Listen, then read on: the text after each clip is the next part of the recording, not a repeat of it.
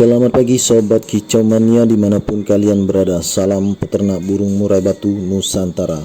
Di video kali ini Sobat Kicau Mania saya akan memberikan tips ya, mungkin ada artinya sedikit untuk kalian semua jika kalian menyimak ya. Di sini cukup penting ya.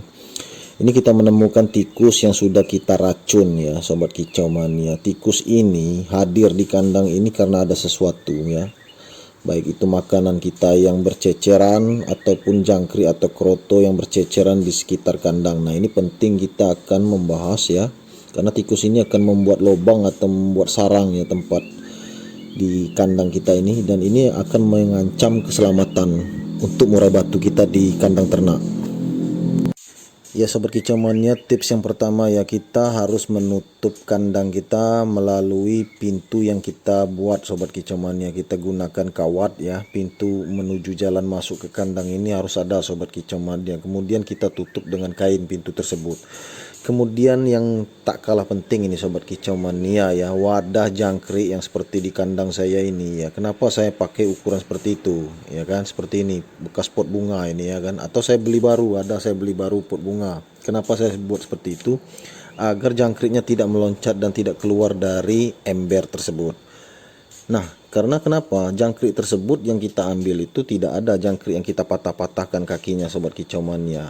Ini real ya Sobat Kicau Mania, jangkriknya dalam kondisi hidup dan kakinya tidak kita patahkan. Kita berikan ke dalam kandang ini, posisinya kita lempar saja, kita tuangkan saja jangkrik tersebut ke dalam ember. Artinya indukan murai batu ini sering kok saya melihatnya mematah-matahkan jangkrik sebelum dia loloh ke anak murai batu. Nah Sobat Kicau Mania, kenapa kita mengatakan ini? Karena jangkrik ini kalau hidup dia akan meloncat, dia akan naik ke dinding ya kan. Juga dia akan berada di pojok-pojok kandang di sekitar tanah. Nah itu memancing hewan-hewan pengganggu, baik cicak, kemudian biawak, ular ya kan, kemudian tikus. Nah ini yang sering terjadi, ini tikus Sobat Kicau Mania. Karena itu kita pastikan kondisi makanan ya, F yang kita berikan itu tidak keluar dari kandang. Sobat Kicau Mania harus pahami itu ya. Nah jika keluar dari kandang, cepat-cepat kita harus memungutnya, karena jangkrik tersebut ya dia akan hidup. Dia akan hidup, nanti akan menjadi pancingan buat tikus yang melihatnya. Jadi tikus itu akan sering datang ke kandang Sobat Kicau Mania. Nah untuk mengetahui tikus itu sering datang ke kandang, kalian bisa lihat nanti ada di pojok-pojok kandang itu, sekitar pojok itu ada kotoran tikus yang berwarna hitam itu, atau di atas gelodok. Kalau di tempat saya ini di atas gelodok Sobat Kicau Mania, itu sering saya lihat tumpukan kotoran tikus karena dia berjalan di atas kayu ya kan, menuju ke posisi atas kandang. Nah untung saja di atas sana ada kawat Sobat Kicau Mania. Nah itu harus diperhatikan semua Sobat Kicau Mania ya, agar kita merasa aman. Yang kedua Sobat Kicau Mania ya, ini penting juga apabila kalian sering melihat posisi tikus melewati kandang atau juga dia berada di atas kandang kita ya kan, di pojok-pojok. Nah cepat-cepatlah kalian membeli racun tikus. Terserah itu racunnya jenis seperti apa, mereknya ya kan Sobat Kicau Mania. Yang jelas kalau saya pakai racun tikus yang seperti sabun itu Sobat Kicau Mania. Kemudian saya patah-patahkan, saya lemparkan, saya taburkan saja ke tanah. Kadang-kadang ketika saya cek pagi-pagi, itu yang saya taburkan racun tikus itu sudah hilang Sobat Kicau Mania. Artinya ya siapa lagi yang memakannya kalau bukan si tikus itu tadi Sobat Kicau Mania. Jadi tikus itu akan seperti teler ya, jadi dia seperti mabuk. Nah kemudian dia akan menepi ke pinggir, jadi dia akan mencari sinar matahari ya kan Sobat Kicau Mania. Karena itu memang kondisinya seperti itu kalau ketika kita meracuni tikus. Nah itu kesempatan kita melihat tikus dan kita bisa membasminya Sobat Kicau Mania atau menangkapnya.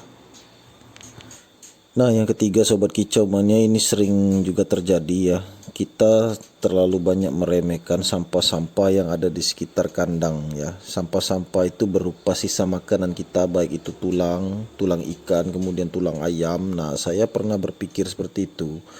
Jadi saya meletakkan posisi tulang-tulang itu di tempat sampah, kebetulan di dekat kandang. Nah itu sangat rawan sekali Sobat Kicau Mania. Ketika saya lihat di sana ada cicak itu ya kan, cicak yang besar, kemudian tikus, kemudian kadal, dan hampir kemarin itu pernah ular mau masuk sobat kicau mania, karena sisa-sisa makanan seperti itu kan memancing aromanya. Maka dari itu kalau kita sekarang ini menjauhkan posisi tempat sampah itu dari kandang. Nah, itu hal-hal kecil sobat kicau mania di sekitar kandang yang tidak kita ketahui, kadang-kadang kita meremehkan. Nah, ini akan menjadi masalah sangat besar sobat kicau mania apabila hewan pengganggu itu sampai bersarang di tempat kita. Nah, itu kalau di tempat saya itu ada si kadal ya, kadal tikusnya itu sudah bersarang sobat kicau mania di sekitar kandang. Maka dari itu saya sering membasminya atau mengusirnya sobat kicau mania dengan sering-sering membersihkan kandang atau sisa-sisa makanan. Baik itu sisa makanan kita sendiri ataupun sisa-sisa makanan seperti jangkrik yang keluar dari kandang, itu saya pungut, saya ambil lagi sobat kicau mania, dan kondisi harus bersih.